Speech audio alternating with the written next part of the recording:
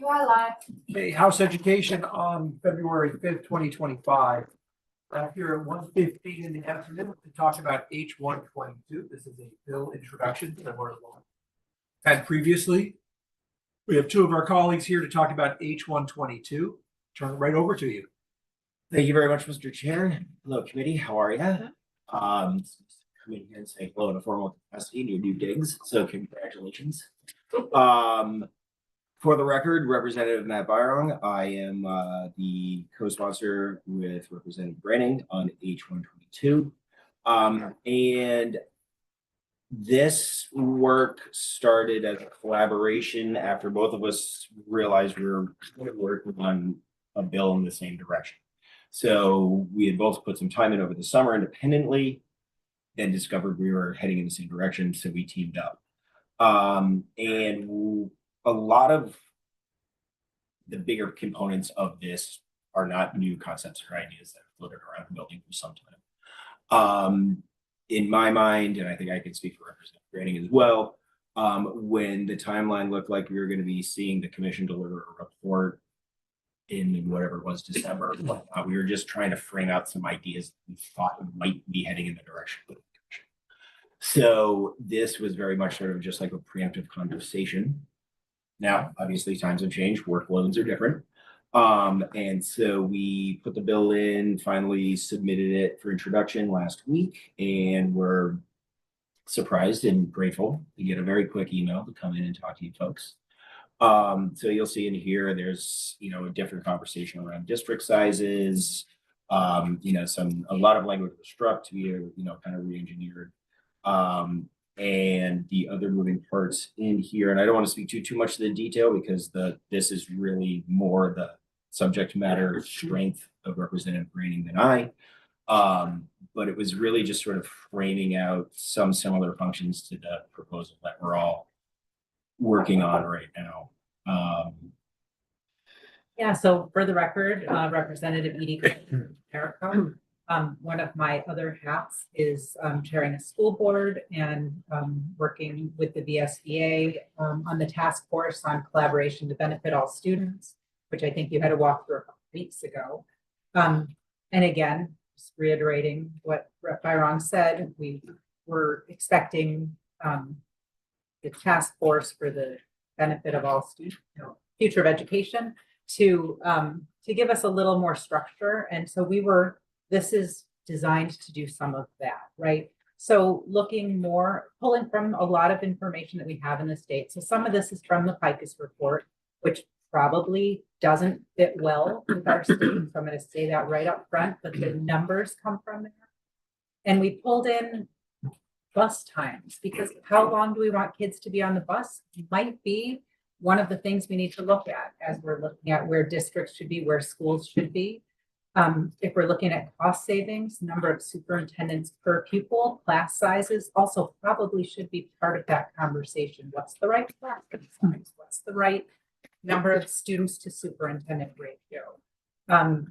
Details that we haven't really heard yet, that we haven't really been talking about yet. And so we're not beholden specifically to these numbers, but these numbers do come from places. We didn't create any of the numbers. The numbers come from other reports. They definitely need to be right-sized and really thought through for Vermont, for our geography. If I keep saying this, if we were designing an education system from scratch, it would be so much easier than taking the system that we have now and trying to retrofit what we have now into something that will work for this.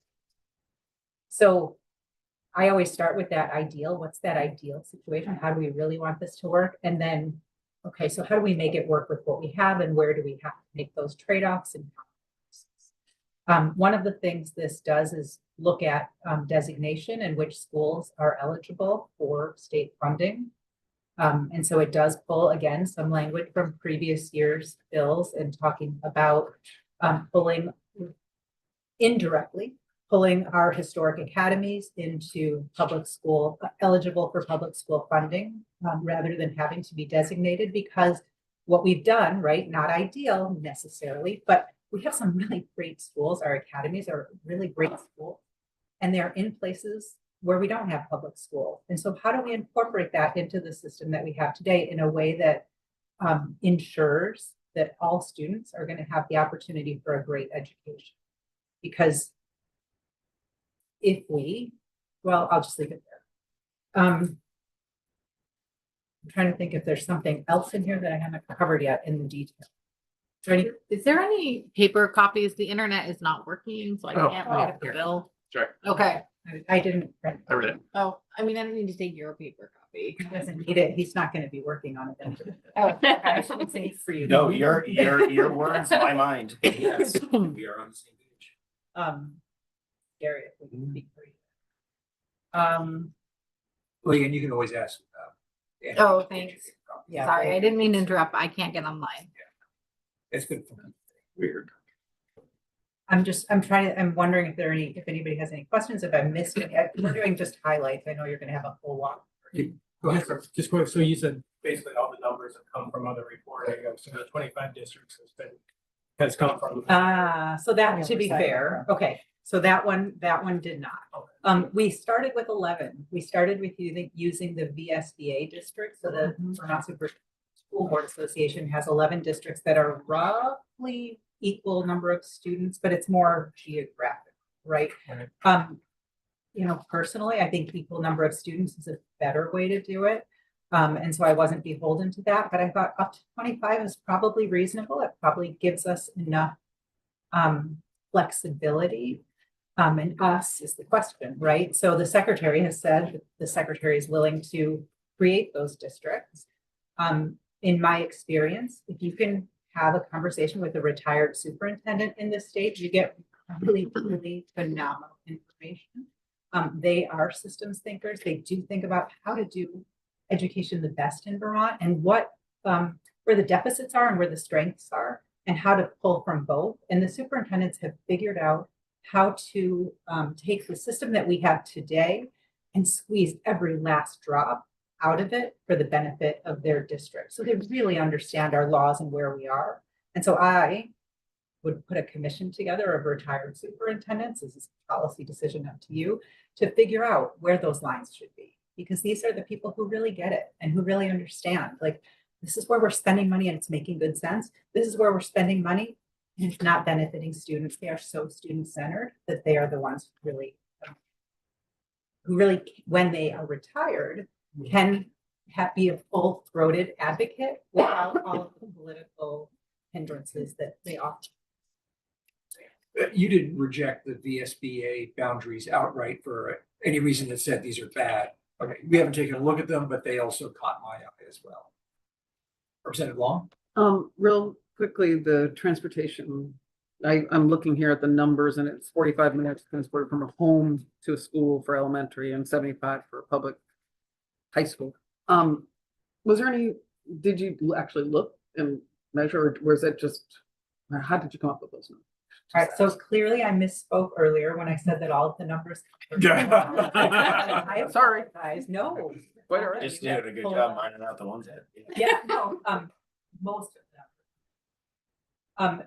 These are reasonable numbers that work in a lot of districts. When districts are choosing these kinds of things, I would talk to superintendents and say, what works in your district? What's too long for an elementary school student? What are the things that we really need to be focused on with this?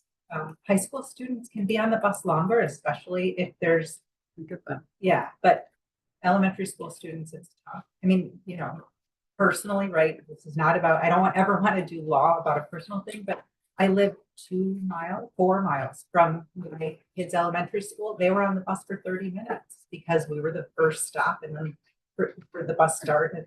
So I could drive them much faster. They were on the bus for 30 minutes to go to elementary school. It's not always a representation of how far somebody is from a location, but the time I think is important.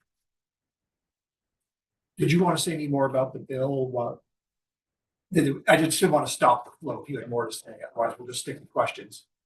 Okay, great.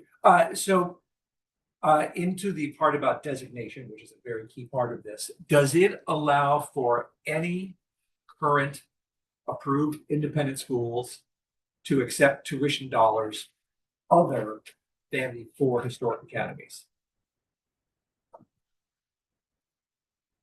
I would, with. Well, let me ask, what is your intention? The intention is to focus on making sure that those locations are,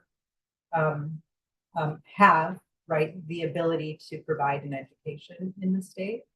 I think that it is possible that there might be other reasons to have other schools provide an education. I'm just not sure that there is. So My only, your question is, what does the legislature say? And I think ledge council. I guess my take on the language is that it really only allows for 4 historic academies to be, and I just put the question to you guys. Northeast Kingdom Choice District exists because there also aren't any elementary schools, and how we sort of solve for that. I would say that we were still at a point where we were kind of noodling on some of these questions, but we were also looking at how quickly this conversation was moving after the administration's proposal. So what you have is sort of a mostly refined draft of our process. That is definitely something that we were a little stuck on. I mean, that has been one of the bigger conversations. Right? I mean, as someone who understands how the academies work, raised here, yes, I'm a Chittenden County kid. Yeah, But I've seen it and I get it, but it's like how the backfills happen. So I guess it's ultimately like my opinion on that is that position is now. Yeah, it was really just a question of elementary school level. I mean, the academies are the academies, they do high school only, but we've got parts of the state where there's no public elementary school. Maybe that's where we start construction. That's where I would go. But, I just wanted, it's more about your intent than anything yeah, else. right, yeah. I mean, the intent was to give a committee of jurisdiction a framework to start working to really figure out these policy questions.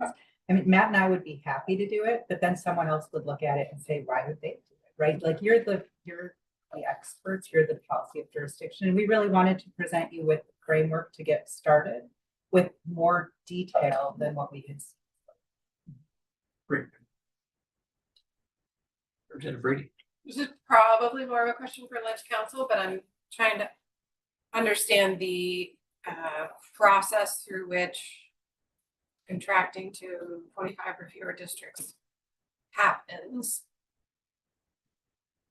And it seems like it's still requiring voting at the local level to get like the route to getting there. So it's not somebody saying you have to, here's what it is. It's saying you're gonna have to get bigger. It's by this date. Now you figure it out and you're gonna have to vote on the decision that's made. It's allowing districts that it makes sense for, to do that locally in a way that works quickly. And it sets a timeline where you have the secretary or this other group and this other group to say, this is what it's going to be for those districts that don't do it. And I think that, again, if we had more time, I would have set probably one other time slot in there where that if at the end of that 2-year period, you haven't set it up, then we're going to start setting those things up for you.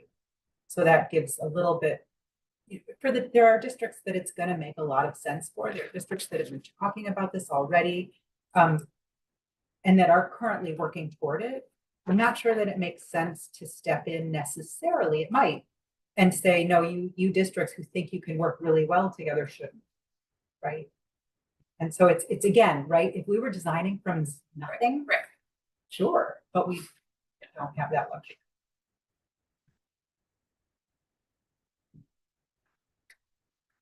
All right, well, there's probably plenty here for us to be walked through, so maybe we'll turn it over to Ledge Council. Thank you both very much. Yeah. Thank you so much for inviting us. I'm so glad to have you.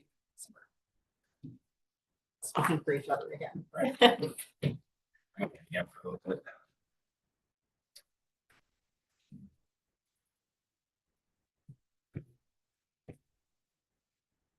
Hello, Beth St. James, Office of Legislative Counsel. Would you like me to share my screen? Sure, yes. And I will note, I was having the same access issues and it is working for me now. That's it. It appeared to just be the legislature's website, not anything else.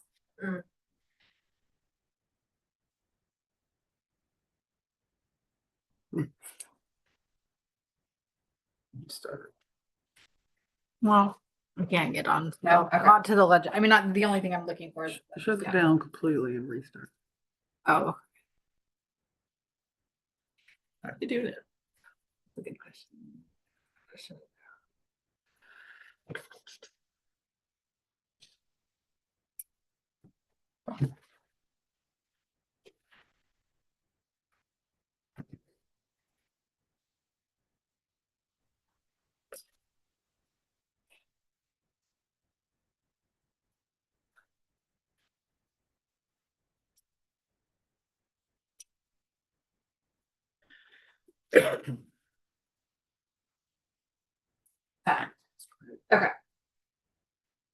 So we're gonna walk through H 122 and I'm mindful of the time. So I am not gonna read everything verbatim. I'm just gonna try and summarize larger concepts. And you can stop me if you want a deeper dive into the specific language. Does that work?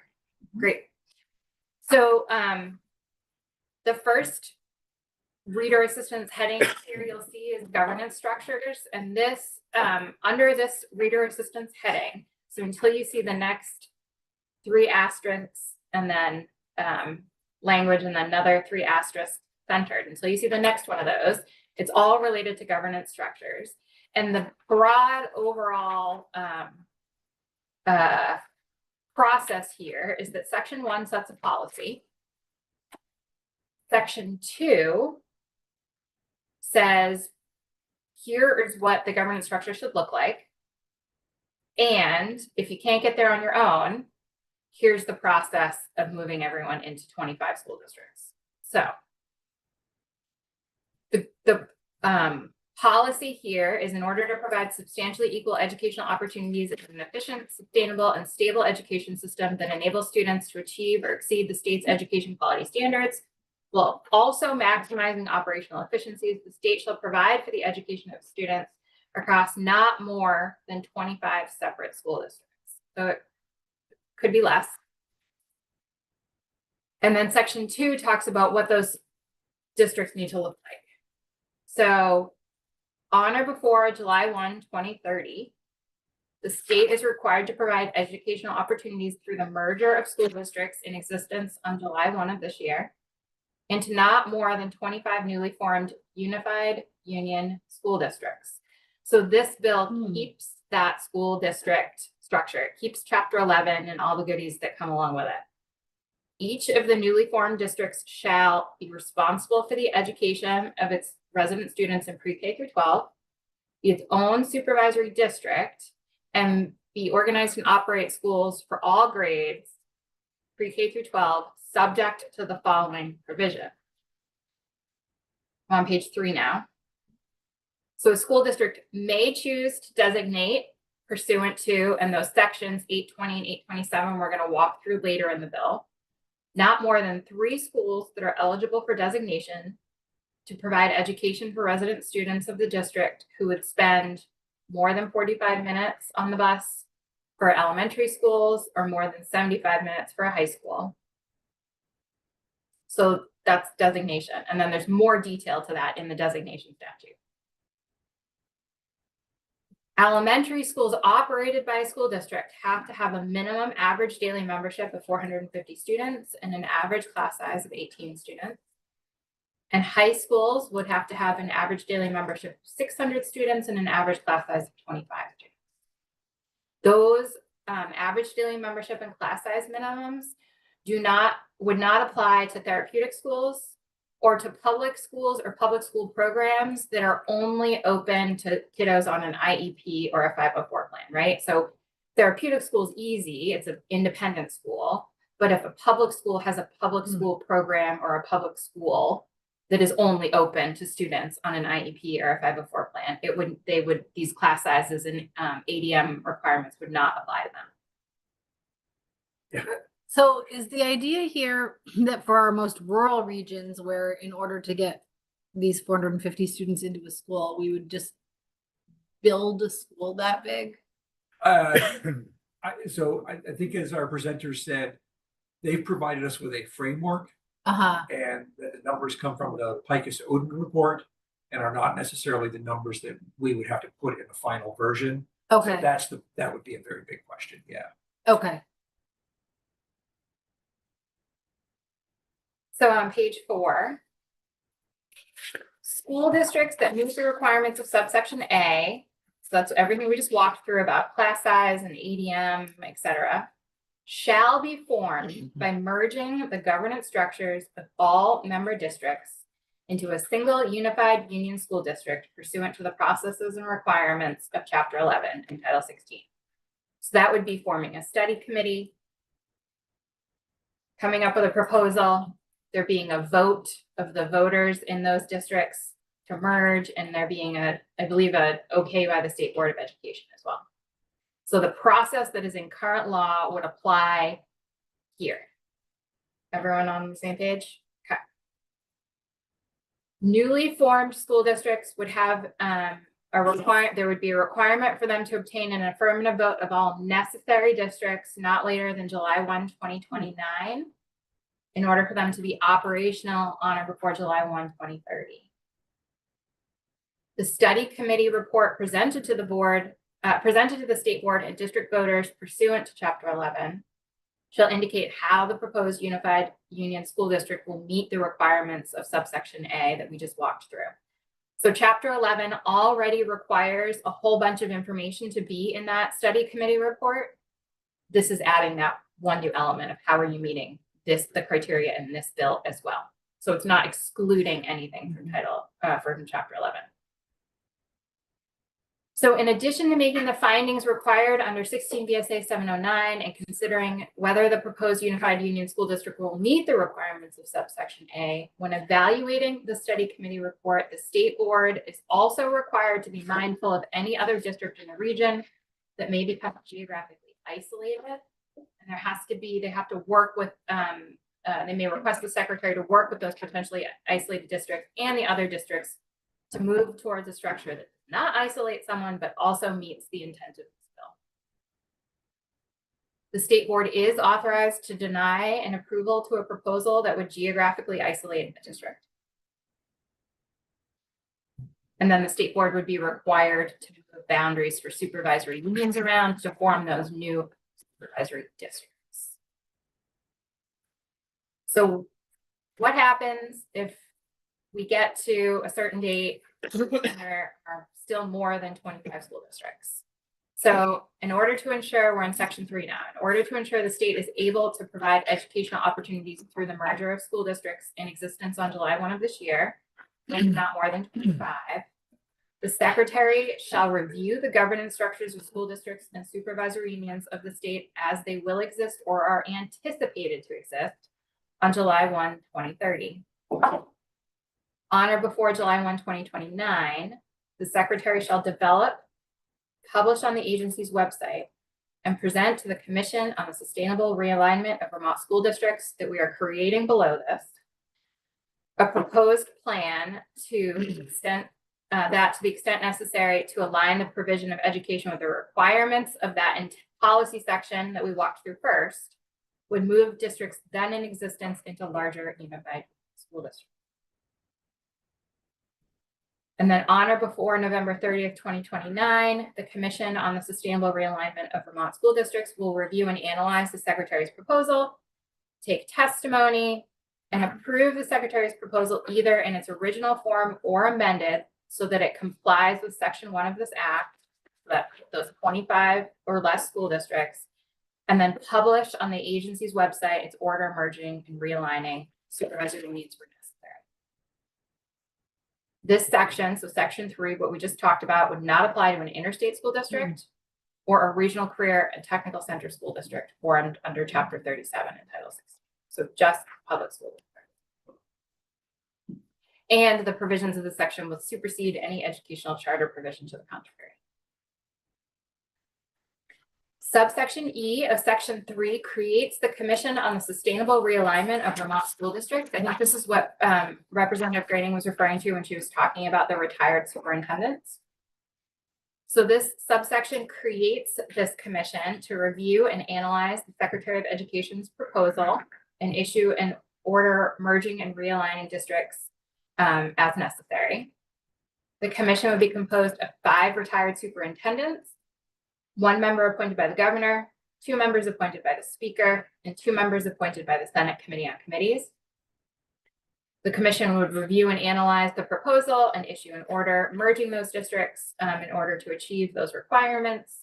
The commission would have the administrative, technical, and legal assistance of AOE. The final plan would be due on or before November 30th, 2029.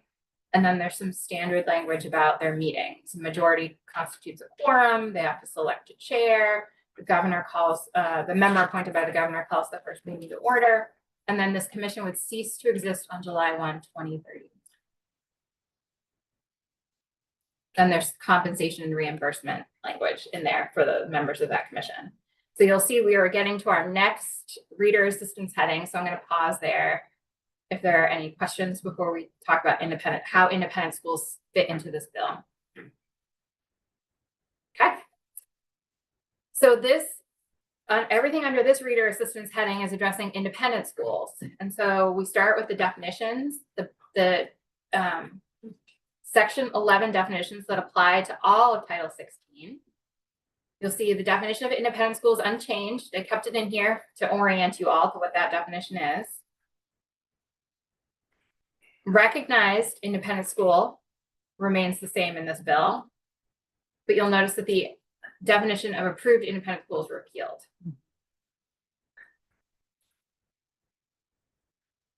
And then there's an added definition of therapeutic school. That's just a recognized independent school that limits enrollment of students on an IEP or 504 plan who are enrolled pursuant to a written contract between local LEA and the school. I believe this is what is happening right now. This term is just not defined in Title 16 right now. I believe it's defined in the state board rules. Section 5 is amending 16 VSA 166. This is the independent school section.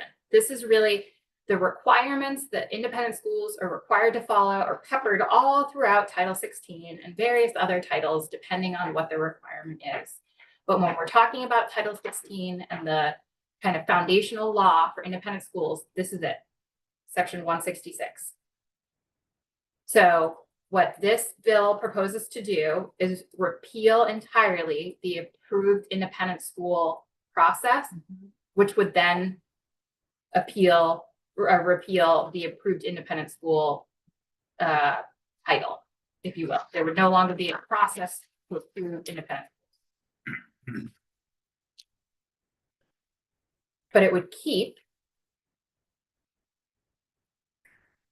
you see there's a lot of language there that's being repealed. It would keep recognized independent schools. That means any that exist already. Correct.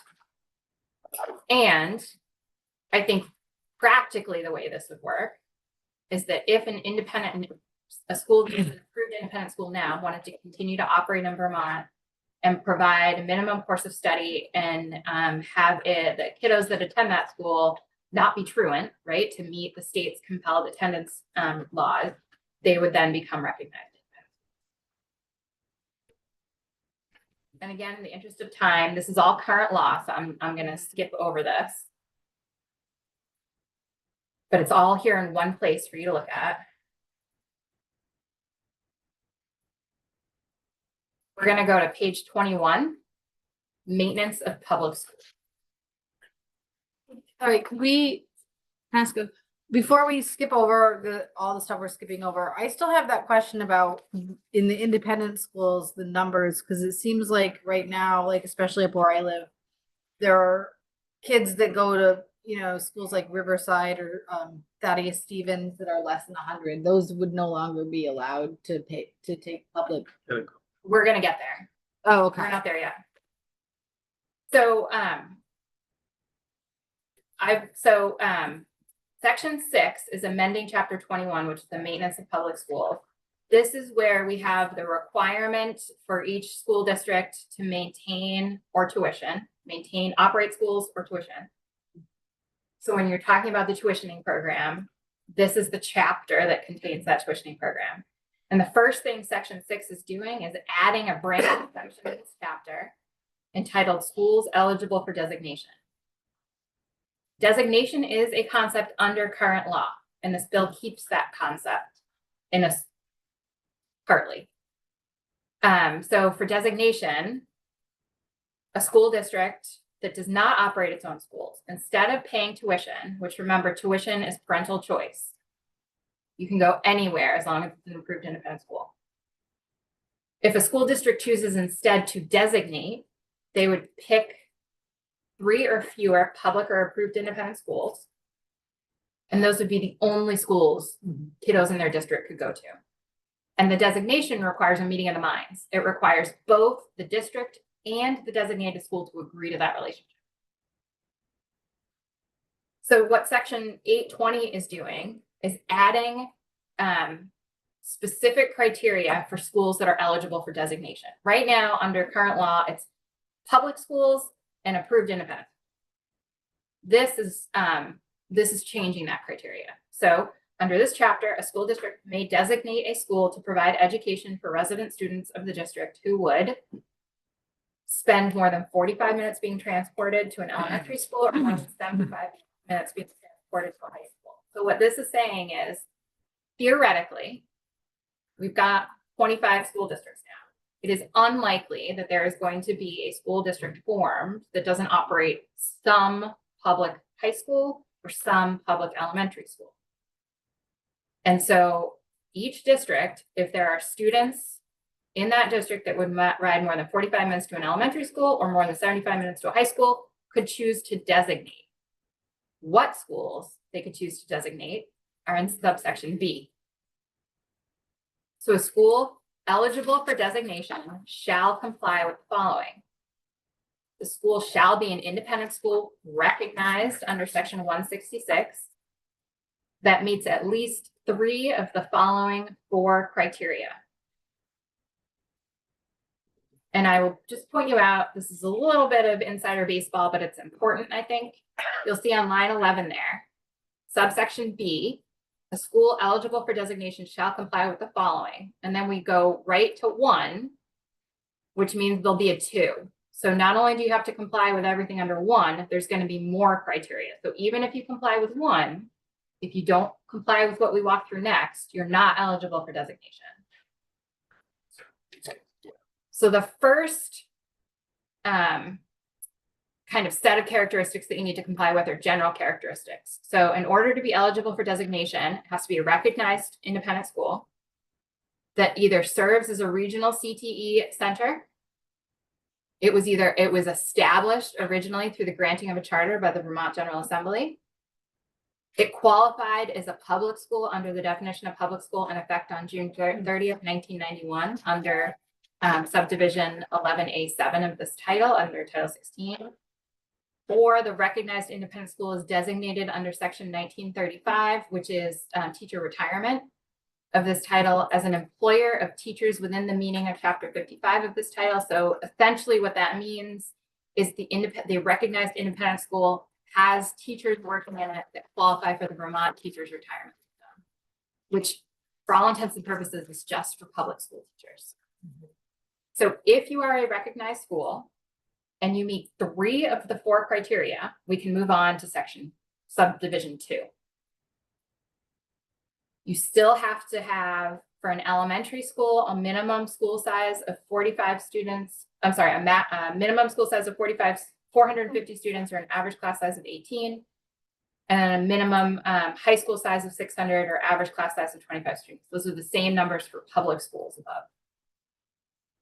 And then this section would not apply to therapeutic schools. Can I go on?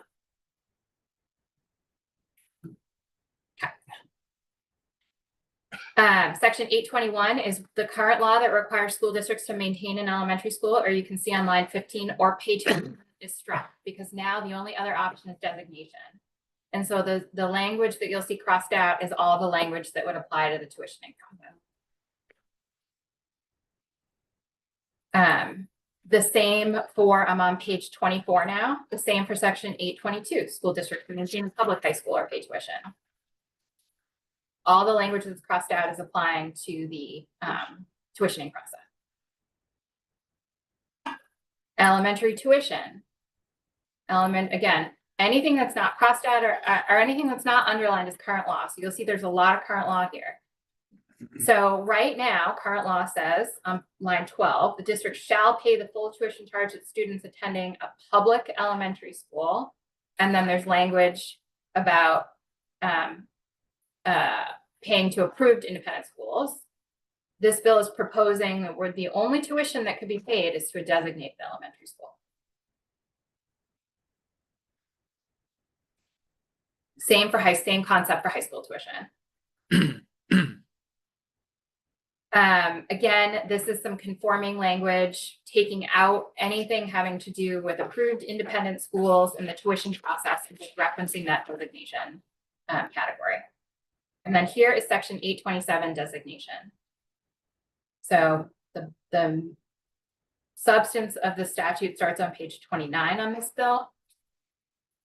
So a school district may vote on such terms or conditions as it deems appropriate to designate 3 or fewer schools eligible for designation under section 820 of this title to provide education for the district's resident students who would spend, again, we've already covered this, but we're tying everything together. So if they spend more than 45 minutes on a bus for an elementary school or 75 for high school. And then subsection B is saying you pay full tuition charged by that school.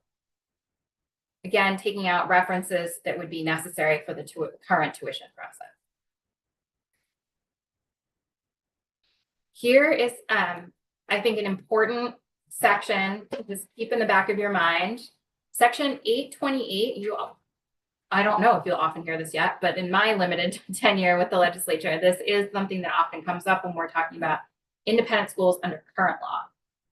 So approved independent schools are eligible for public tuition, but recognized independent schools are not.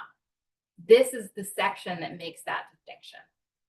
And it does so by just telling you which types of educational programs a school district can pay tuition for. And so you can see what's crossed out is an approved independent school, an independent school meeting education quality standards.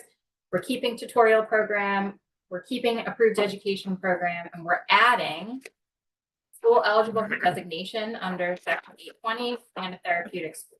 And we're removing approved independent school and independent schools meeting education quality standards and any reference to schools located outside of Vermont.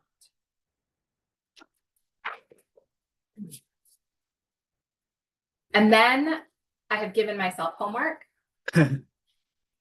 The last section and the last reader, well, second to last section and the second to last reader assistance heading, other than the effective date, is technical and conforming amendments. As you can imagine, there would need to be a lot of changes in Title 16 to effectuate the changes in this bill. And rather than do that now and have y'all change it, what this section does is just say Ledge Council would come back to you all next year with a bill that proposes all of those conforming and technical changes. And then this act would take effect on July 1, 2025.